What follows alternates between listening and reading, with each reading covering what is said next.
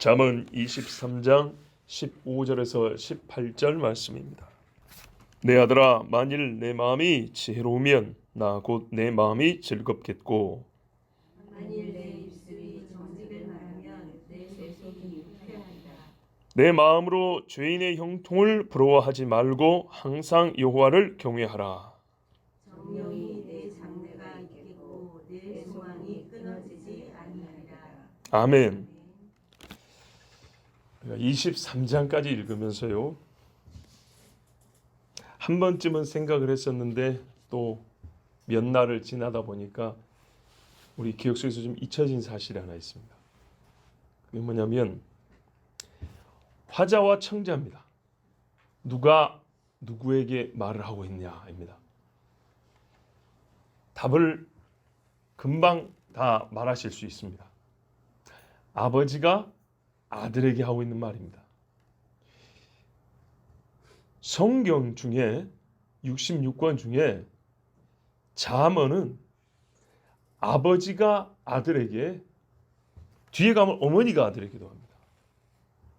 종합하면 부모가 자식에게, 주 화자가 되고 주 청자가 되어서 한 권의 책을 이루고 있는 그 유일한 성경이 잠언입니다. 이걸 좀 바꿔 말하면 자식에게 해주는 말로 성경 한 권이 이루어진 겁니다. 자식을 조금 범위를 이제 좀 넓히면 젊은이에게 주는 말씀이 잠언 한 권에 다 기록되어 있습니다. 그 말은 젊은이를 대상으로 하여서 쓰인 성경이 잠언입니다. 잠언 외에 전도서가 있긴 합니다. 그렇지만 우리가 지금 잠언을 읽고 있기 때문에 잠언만 봐도 굉장히 놀랍습니다. 유아가 있고 영유아, 유치, 초등, 우리가 이제 학제로 나누자면 이렇게 나눠지는데 10살 이하로부터 청소년, 청년, 장년, 중년, 노년 이렇게 크게 나눴을 때 청년, 좀 넓히면 소년 세대에 집중하여 주신 말씀이 잠언입니다. 그렇게 보면 하나님께서 왜 이렇게 젊은이들에게만 편애하시는가? 집중하여 젊은이들에게만 이렇게 많은 말씀을 한 권의 성경에 여기저기 흩어놓으면 찾아먹기 어렵고 발견하기 어려워서 싹 모아가지고 한 권 성경으로 한 세대를 집중해서 이렇게 말씀 주시는가? 여기에 대해서 우리가 한번 생각할 필요가 있습니다. 왜 그러냐? 가장 단순하게 말하면 젊을 때 들어야 되기 때문입니다. 똑같은 말이라도 귀가 열려서 어느 정도 알아들을 수 있는, 말귀가 알아들을 수 있을 때부터 들어야 합니다. 나이가 많아서 듣는 것이 소용없는 것은 아니지만 젊을 때 들으면 훨씬 더 유익합니다. 왜냐? 생각해보세요. 깨우친다 할지라도, 소년이 들어도 깨우치고 노년이 들어도 깨우친다 할지라도 깨우치는 정도와 깊이가 똑같다 할지라도 소년은 앞으로 살 날이 많지만 노년은 살아가버린 날이 많잖아요. 즉 지혜를 듣지 못하고 안타깝게도 보내버린 날이 훨씬 많잖아요. 거기다가 말씀을 흡수하는 능력도 어릴 때가 좋으므로 삶을 위하여 주신 말씀이니까 삶의 초창기에 주어야 되는 것이 마땅하고요. 그리고 그 삶의 초창기에 들면 훨씬 더 습득력도 좋고 흡수력도 좋고 앞으로 긴 삶의 날에 특별한 사고나 질병이 없다면 평균적으로 7, 80을 산다 할 때 살아갈 길이 훨씬 더 의롭고 바르고 정직하게 살아갈 수 있기 때문에 하나님은 젊은이들에게, 배움의 때에 있는 친구들에게 집중하여 말씀을 주셨어요.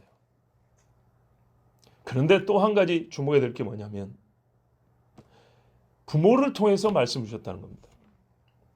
전도서에 가면 화자가 코엘렛이라고, 말 그대로 전도자, 우리말로 번역은 전도자로 했는데 그냥 좀 일반적인 용어로 말하면 선생님입니다. 선생님. 지혜로운 선생님이 가르치는 거예요. 그런데 잠언은 똑같이 지혜를 가르치는데 부모가 가르치는 겁니다. 우리가 얼마 전에 우리 박인경 사모님 오셔서 말씀도 드렸지만 최고의 선생 스승은 부모입니다.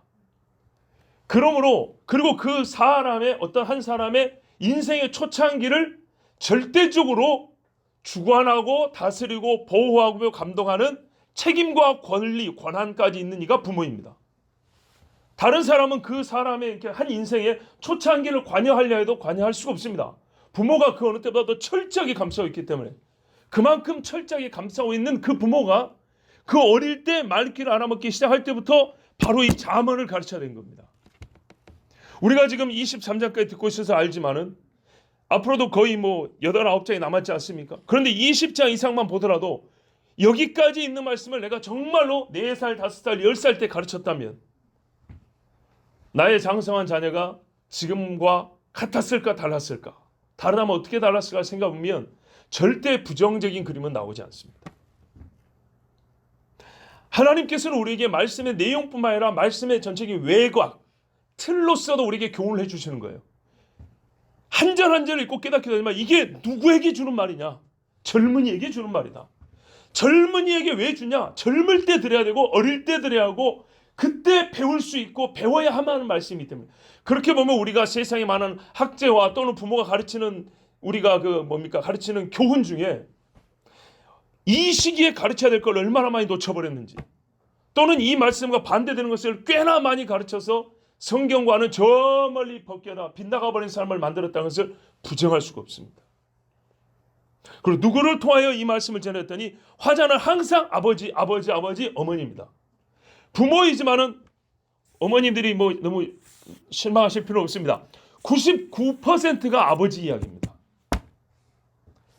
절대적인 것입니다. 아담이 하와에게 가르쳤습니다. 저 열매는 먹으면 안 된다고. 왜? 하나님께서 금하셨다입니다.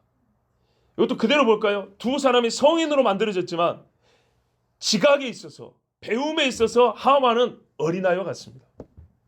아담에게서 하나하나 배워야 합니다. 요즘보다 훨씬 우리보다 훨씬 뛰어난 시대의 사람들이기 때문에 초창기니까 죄가 없는 시절이니까 금방 배우고 대단한 IQ를 갖고 있었을 겁니다. 그럼에도 불구하고 배우지 않은 것은 알 수가 없습니다. 하나를 배우면 열을 키울 수 있어도 그 하나가 들어와야 되는 겁니다. 아담이 하나하나 다 가르쳐 줬습니다. 하나님께서 아버지를 통하여 가르치셨습니다. 그리고 성경에 이런 말씀이 있습니다. 여인들은 교회에서 잠잠하라 그랬죠. 이 말을 여러분 여자분들은 굉장히 또 불쾌하게 들을 수 있어요. 그죠? 그런데요. 제가 어려서부터 신앙생활 해봤는데 맞아요. 내가 우리 할머니 세대, 어머니 세대, 그 저의 세대를 다 봐도 항상 맞더라고요. 남녀 여성 비하 발언으로 듣지 마시기 바랍니다. 나는 성경이 있는 이야기한 겁니다. 지금 성경대로 하면 확실히 유익합니다. 복이 있고 바릅니다. 달라요. 어린아이에게 부모가 가르치는 것이 바르고 정상이고 어떻게 가르치면 되냐? 하나님께서 하나님의 말씀으로 훈계하고 교훈하고 앉았을 때 일었을 때 하나님의 말씀을 들려주고 같이 읽고 손에 여기 손목에 메고 머리에 새기고 임방에 붙이고 눈이 가는데 귀가 열릴 때마다 듣고 보게 하라. 항상 매일 매순간 온종일 이게 하나님 말씀이에요. 그리고 어리석음과 죄를 질 때는 매를 때려서 가르쳐라. 이렇게 말씀했어요. 그리고 더하여 부모는 어떻게 해요? 모범이 되라 그랬어요. 이것이 이제 하나님께서 우리에게 주신 말씀입니다. 근데 우리가 그것을 잘 시행하지 아니하였다는 즉 불순종하여서 나의 믿음도 우리 다음 세대의 믿음도 온전치 못한 것을 우리가 지금 고통으로 겪고 있는 것입니다. 정말 하나님 말씀을 얼마나 감사한지 모릅니다. 그리고 가르침의 내용이 여기 교본이 다 적어져 있어요. 우리가 말을 할 줄 모릅니다 그러면 이 성경을 외워서 하면 될 정도예요. 그렇지 않습니까? 오늘 말씀 보세요. 매를 때리고 나서 매만 때리면 안 된다 그랬죠. 항상 이렇게 가르쳐야 되는 거예요. 내 아들아, 만일 네 마음이 지혜로우면 나하고는 내 마음이 즐겁겠고. 제가 워딩 그러니까는 말이 똑같지 않은데 이런 내용으로 저희 애들도 그렇게 가르쳐 봤어요. 너희가 지혜로울 때 아빠가 기쁘다. 즐겁다. 하나님 말씀이 네가 거짓말하면 엄마 아빠는 너무 슬프다. 여러분도 아마 이런 말씀도 분명히 한두 번 해보셨을 거예요. 뭐 많이 해보셨을 거예요. 네 입술이 정직을 말하면 아빠의 속이 엄마의 마음이 유쾌하리라. 네가 엄마를 어떻게 기뻐하게 만들 줄 아냐? 성적표에 90이 아니라 100이 아니라 정직하면 된다. 예, 저희 집에도 한 문제만 틀려도 인상을 찌푸려 오는 애가 있고요. 10점을 맞고 당당히 내비치는 애가 있어요. 예, 둘 다 똑같이 칭찬해 줍니다. 성적 갖고 맷때린 적이 없어요. 기가 막힐 이야기입니다. 예, 한 문제를 틀려도 뭐 대단히 많이 한 60점 맞았네. 그때 95점이에요. 이런 애가 있고 난생 처음 성적표를 봤는데 예, 제가 살면서 받아본 적이 없는 성적표를 갖고 왔어요. 그런데요, 그 얼굴이 웃음이 얼마나 좋은가. 착하면 된다. 정직하면 된다. 그런데 성적표를 하고 와도 얼굴이 찡찡해 있거나 교묘하게 이렇게 말을 돌리거나 그러면은 이리 와. 매를 맞아야 됩니다. 쓸데없이 서로 양보할 수 있는 것에 괜히 신경질에서 서로 신경전을 내면서 형제를 싸운다. 그러면 제가 딱 말을 안 하고 가만히 있습니다. 그러면 애들이 분위기 눈치채죠. 맺맞을 날이 가까우는구나. 그러면 알아서 화해하고 딱 갑니다. 진짜 좋은 것이 뭐냐? 마음이 지혜로워. 하나님께서 주신 생각을 가지고 사는 아이. 지혜의 근원은 하나님 아닙니까? 하나님의 말씀이 있는 거예요. 생명 얻는 일에 힘을 쓸 줄 아는 아이. 이게 얘가 머리를 어디다 쓰는가 봤더니 과자 하나 더 먹는 데 쓰는 게 아니고 어떻게 하면 양심적으로 착하게 살까? 여기다 머리를 쓴다. 아, 어떻게 하면 거짓말로라도 숙제를 잘해갖고 선생님한테 좋은 점수 받을 게 아니라 못하더라도 선생님 잘 안 했어요. 손들 줄 아는 아이가 되는가? 이거는 말이죠. 정말 우리가 생명을 얻고 바르게 행하는 길도 사실 이게 가만히 있다고 되는 게 아니고요. 힘을 써야 되는 거예요. 그렇죠? 요즘 시대는 가만히 있으면요 삐뚤어지는 길로 가게 돼 있어요. 그런데 한 가지 정직하고 바르게 살려면 힘을 써야 돼요. 머리를 써야 돼요. 저 사람들이 다 거짓말할 때 나는 어떻게 하면 이 정직을 지킬 수 있을까? 여러분, 회사 한 사무실에서 10명이 근무하는데 9사람이 거짓말에 동의를 했어요. 나 혼자 정직하기로 마음 먹으면 이게 쉽게 됩니까? 굉장히 어려운 이야기죠. 어떻게 하면 이걸 정직하게 할 수 있지? 그러면서도 어떻게 내가 잘리지 않을 수 있을까? 사실 그게 맞는 거잖아요. 정직한 사람이 안 잘려야 맞는 거죠. 그런 일을 위하여 하나님께 도움을 구하며 기도하면서 하나님 저에게 지혜를 주세요. 그때 정말 하나님이 놀라운 방법을 가르쳐준단 말이죠. 이렇게 살아가고 그런 것들을 부모에 와서 엄마 있잖아요. 제가 오늘 아빠 있잖아요. 회사에 있었던 학교에서 이런 일이 있었는데 제가 그것을 지켜내지 얼마나 기쁜 이야기입니까? 옆에 애들이 컨닝 했는데 저는 컨닝 안 했어요. 5점 더 맞고 싶고 10점 더 맞고 싶지만 안 했어요 할 때 얼마나 그게 좋습니까? 아이 입에서 정직이 나옵니다. 그러면 여러분 이 일을 기뻐하는 부모는요 사실 정직한 부모예요. 우리가요 사실 그렇습니다. 도의적으로는요 부모가 똑같이 거짓말하면 안 돼.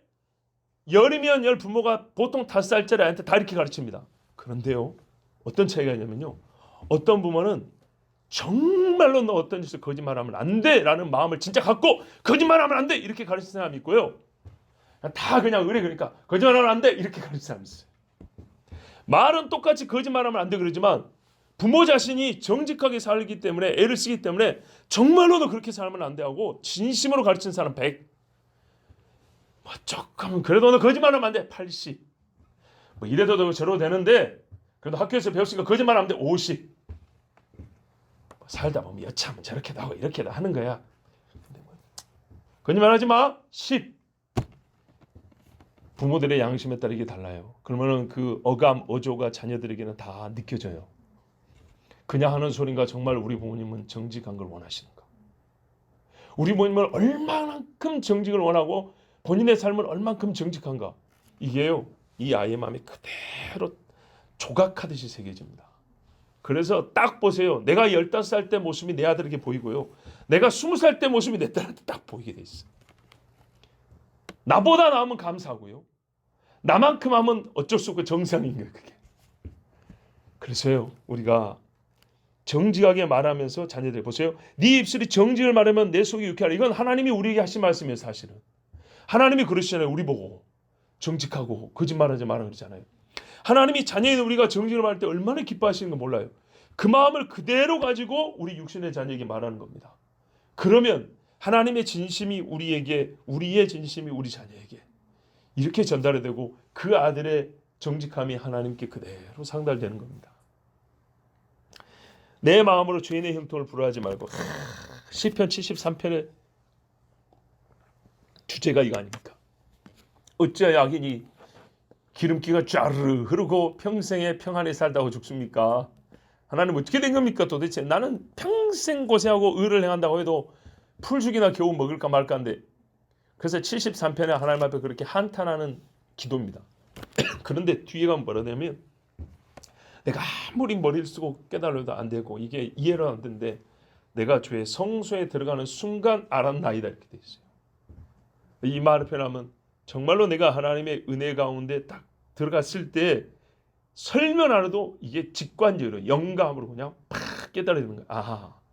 그래서 그 뒤에 나오는 말씀이면 그들의 결말이 네 눈에 보는 것과 다르다.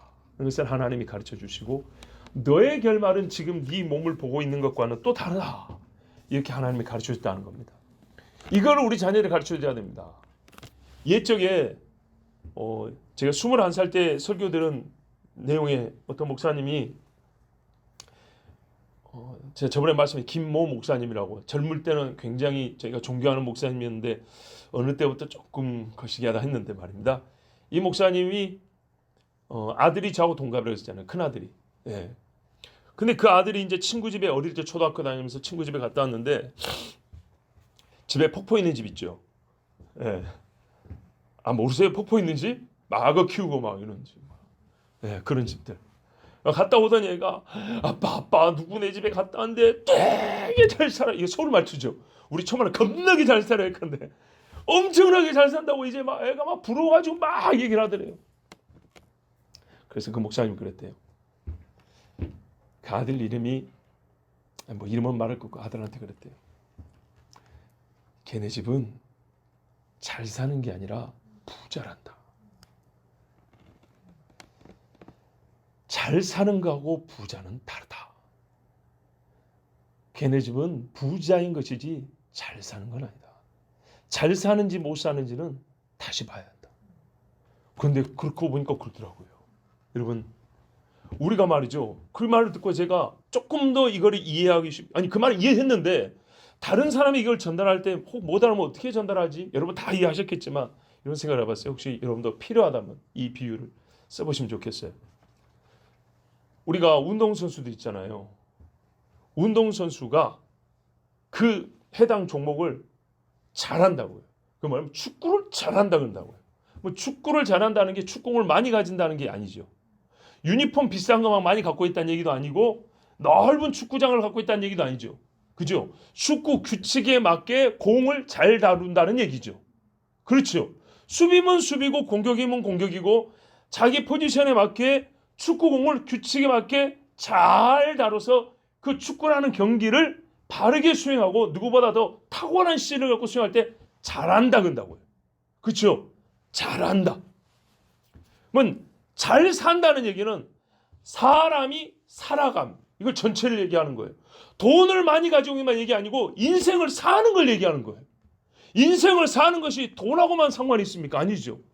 부모 자식 간에 어떤 관계를 맺고 있냐? 형제 간에 어떤 관계를 맺고 있냐? 친구 간에 굉장히 의리가 있고 신의가 있는 사람으로 인정을 받냐? 자기가 배울 때는 겸손히 잘 뵙고 가르칠 때는 역시 자신 있게 정직하게 잘 가르치느냐? 여러 분야에서 인생 전체 응애의 할 때부터 관계에 들어갈 때까지 전체 인생을 사람답게 바르고 옳게 살아갈 때 잘 산다고 하는 거잖아요. 주제가 뭐예요? 삶이에요. 삶. 풀어서만 이렇게 산다 그런 거고요. 그 앞에 자리 붙였다고요. 축구를 잘한다. 농구를 잘한다. 공부를 잘한다. 인생을 잘 산다. 사는 것을 잘한다. 근데 돈 많이 가지면 사는 것을 잘하는 건가요? 아니죠. 굉장히 저 21살짜리 저한테는 아주 깊은 통찰을 주는 깨달음을 주는 말씀이었어요. 오늘 하나님이 주신 말씀이 이거예요. 내 자식이 사람으로서 태어나서 사람으로서 잘 살게 하는 길을 말씀해 준 거예요. 잘 살게 할 때 이렇게 가르쳐야 되는 거예요. 죄인의 형통을 부러워하지 말라. 너는 하나님 여호와를 경외해야 한다. 여러분 많은 조폭 출신들이 소위 사람이 개심을 하고 마음을 바꾸고 새로워졌다고 인터뷰를 하는 경우가 가끔 있어요. 그 양반들 중에 자기 지난날을 자랑하는 사람 있습니까? 술이 떡이 되었고 아직까지 잘하는 사람 내가 한 사람 봤으니까 한 사람. 유명한 조폭들이 두목까지 했던 사람들이 전부 다 내가 잘못 살았다 후회한다 얘기를 백이면 백 다 하는데 여전히 술이 돼가지고 물시로 이렇게 막 거의 반 정신 나간 사람을 사는 사람만 나는 후회 안 해 이러더라고요. 근데 눈동자가 똑바르게 된 사람들 중에는 한 사람도 지난 날을 자랑하고 잘했다고 말씀 없었어요.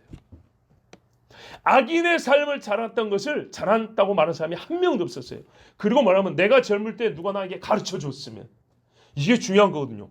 나에게 니놈 새끼야 싸대기를 때리면서 너 그렇게 살면 안 돼 라고 말해준 사람이 있었다면 내가 지난 20년 30년을 그렇게 살지 않았을 건데 꼭 그렇게 말해요. 물론 그때 당시에 가르쳐도 안 들었을 거예요.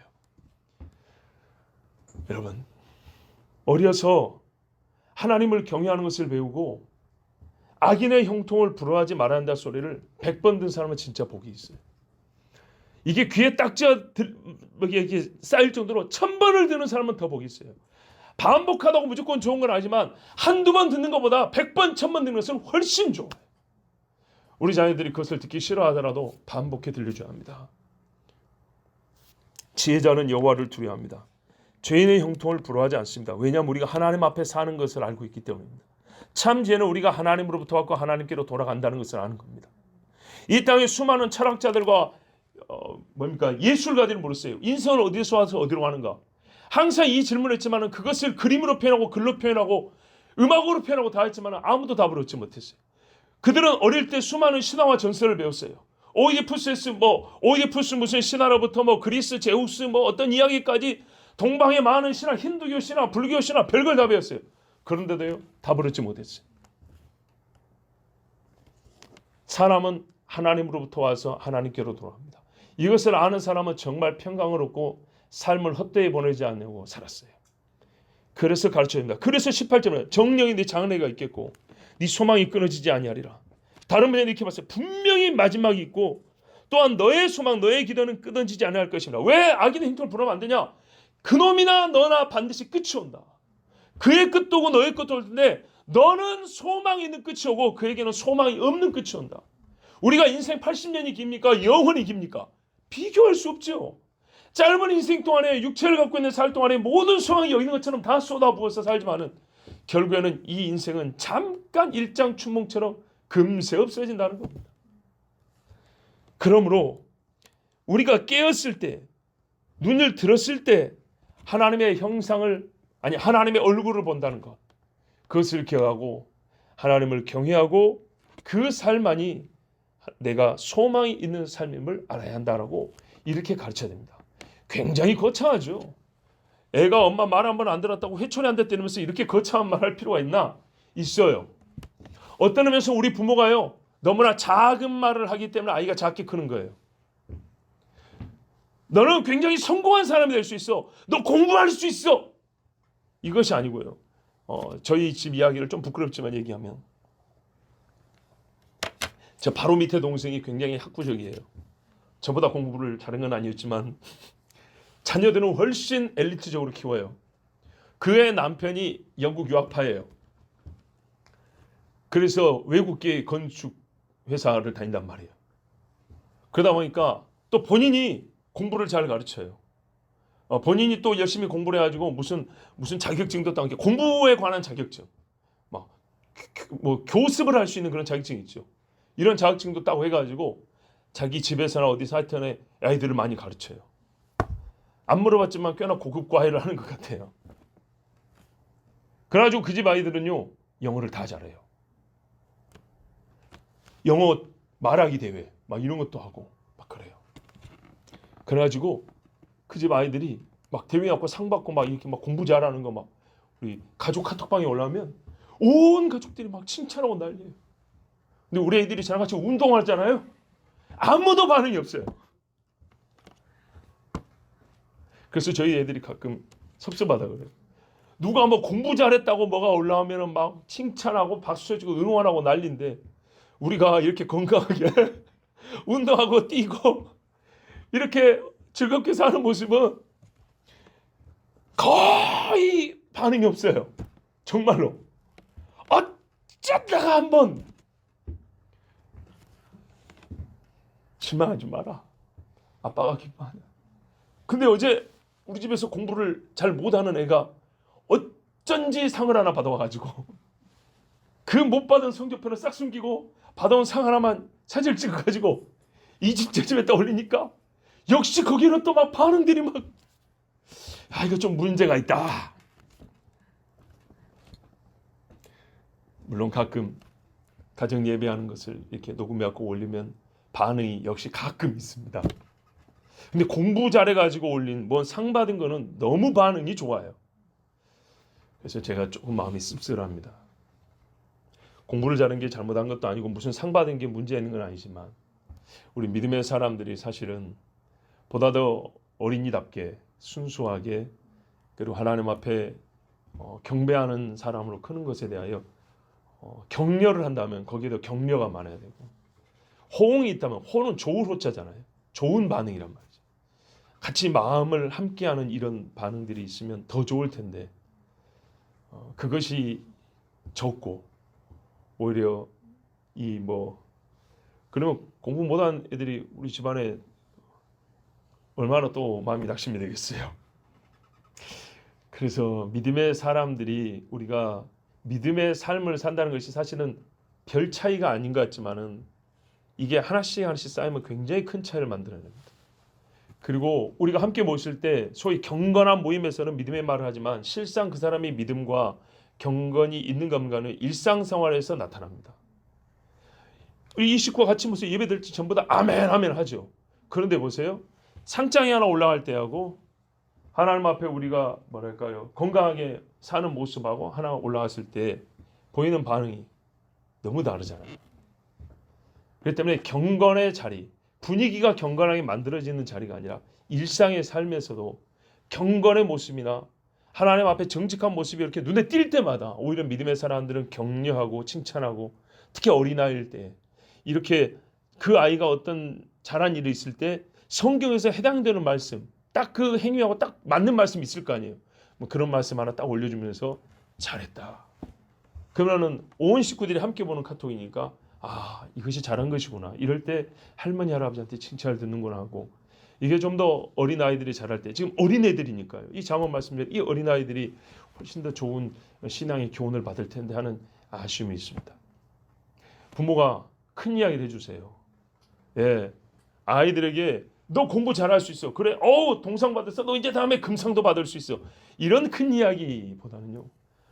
아이가 혹시 정지가 누구한테 핀잔을 받고 왔어요. 아니면 친구들한테 조금 조롱을 받고 왔어요.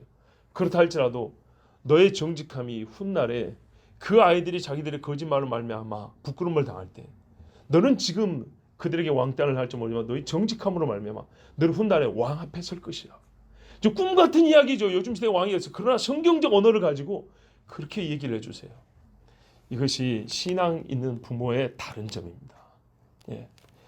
우리의 속 사람을 크게 하고 바르게 할 수 있는 말로 아이들을 가르쳐 주시고 끝내 우리가 하나님 앞에 설 것이라는 그런 소망을 가지고 계속 이야기를 해주세요. 하나님이 우리의 말을 듣고 계시고 우리 한 말대로 우리 자녀를 그렇게 하나님이 길러주십니다. 기도하겠습니다.